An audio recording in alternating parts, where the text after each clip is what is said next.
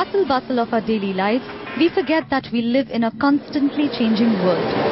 A world where one stroke of bad luck can derail all your careful plans.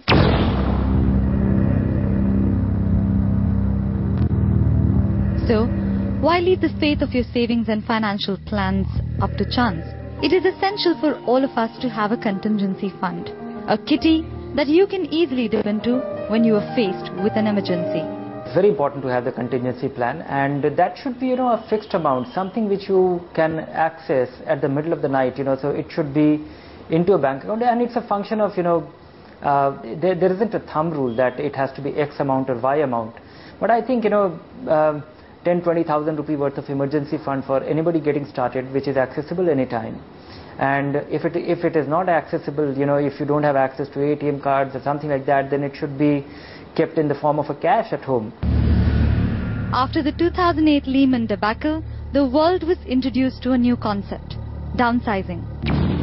We all know of someone who has lost their job because companies have been taking severe cost-cutting measures. While there is no way to preempt this jolt, you can make sure your finances don't suffer a setback as well.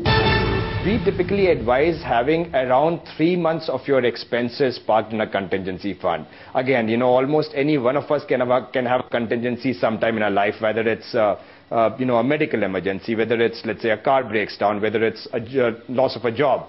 So you need to have approximately 3 months of your expenses set aside so that you can take care of your expenses in case of any untoward incident happening.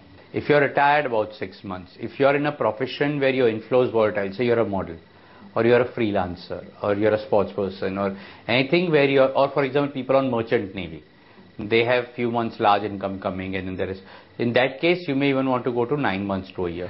Next, you need to plan for a medical emergency. Most of you are covered by your employer's group health policy, but in case you lose your job, this benefit will go with it. So make sure you have enough insurance to cover your entire family, even without depending on your company's health benefits. If you have elderly in the family who are likely to retire, then try and take maximum, because even though they may have cover from their employer, once they retire, chances are that the employer cover will stop. And that's when if you go to take an insurance, you may not get sufficient cover. So at an age when they are insurable is when you go for higher health insurance cover, so that when the insurance cover stops from employer, you do it. So look at your situation, but in cities, go for higher cover because the healthcare costs some more, the hospital costs some more, and even if you have employer covering, it may not be sufficient. Now, with your health insurance, don't forget to add on a critical illness cover. You would have never imagined that someday, Yuvraj Singh would be diagnosed with cancer. Not only did he miss 2 seasons of matches, he also travelled to the US several times for his treatment. Imagine if you had to deal with a situation similar to this.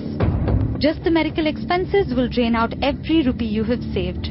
A critical illness cover will give you the added benefit you need to cover surgery and treatment expenses. It is crucial because most investment plans go haywire the moment you or anybody in your family is faced with a critical illness. If you are buying term cover, there is a possibility of having a critical illness rider alongside.